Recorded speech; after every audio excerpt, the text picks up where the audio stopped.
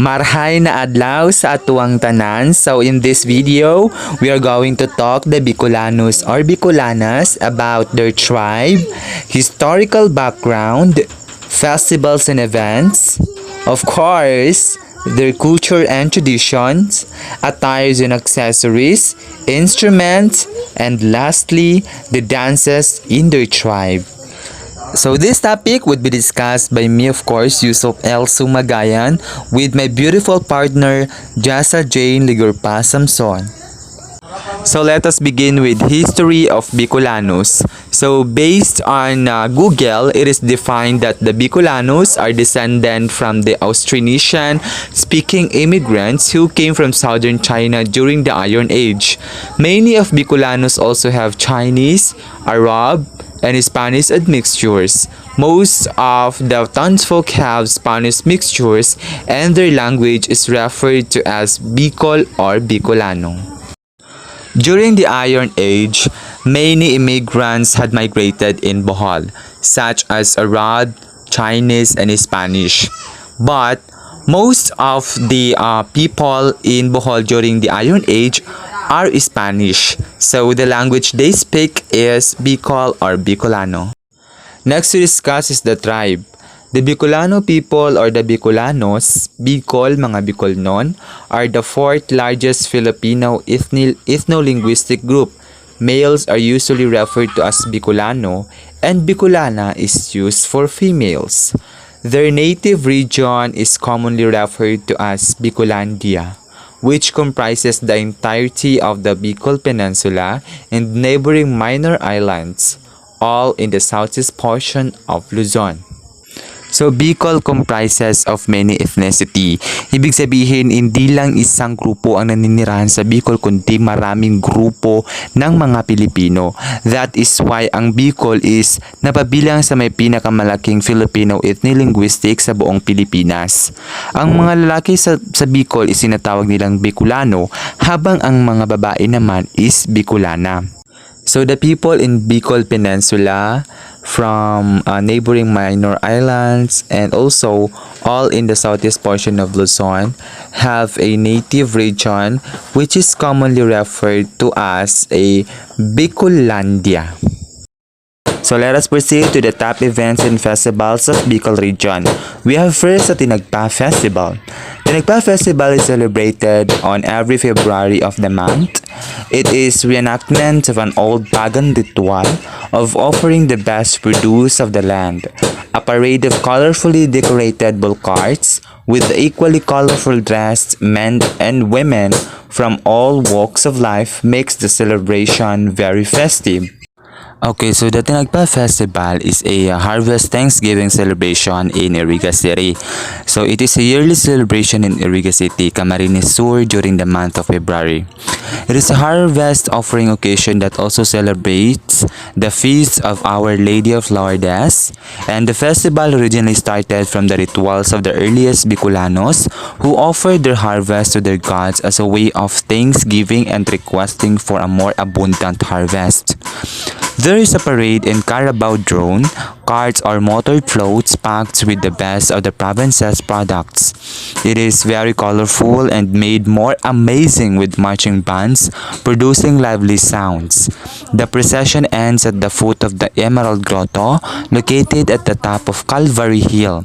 After that, a mass is held, and later on, there is a distribution of the agricultural products to needy families in the town.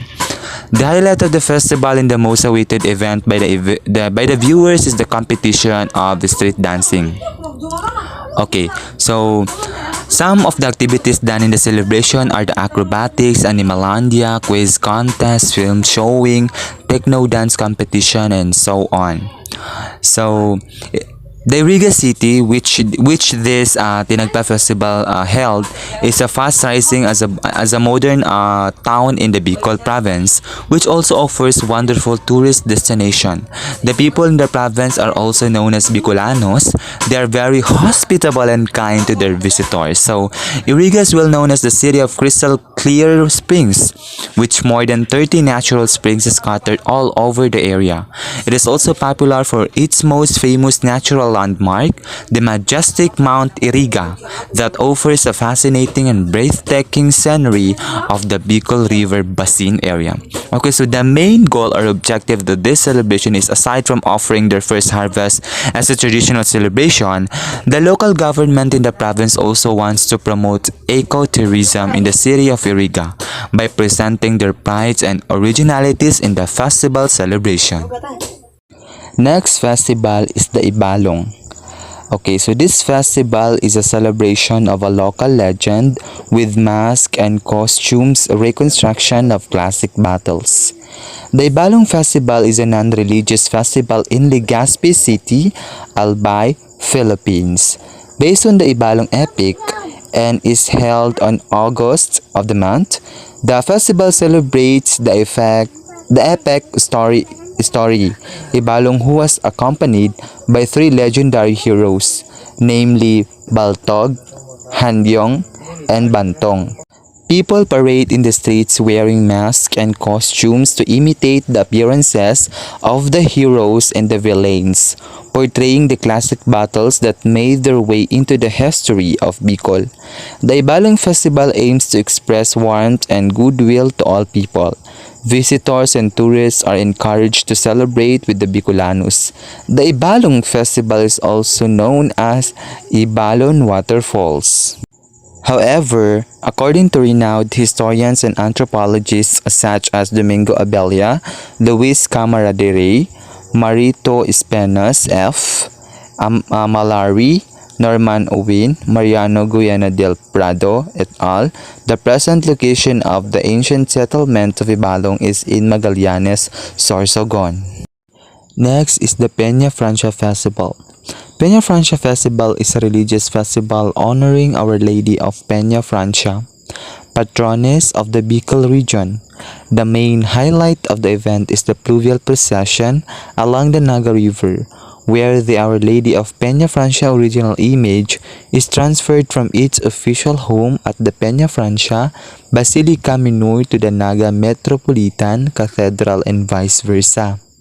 This festival is the biggest religious event in Bicol and is considered to be the biggest Marian event in Asia, where it draws millions of tourists, pilgrims, and devotees every year. And the feast of Our Lady of Peña Francia is celebrated in Naga City, Camarines Sur. The celebration of the feast of the Our Lady of Peña Francia Shrine is held every third Sunday of September. Okay, so let us proceed to the culture and tradition of Bicolanos. So, some persisting traditional practices are the pamalay, pantomina, and tegsikan. Beliefs on God, the soul, and the life after death are strongly held by the people. Related to this, there are annual rituals like the Pabasa, Tanggal, Fiestas, and Flores de Mayo. Side by side with these are held beliefs on spiritual beings as the Tao sa Lipod, Duwende, Onglo, Tambaluslos, Kalag, Katambay, Aswang, and Mangkukulam.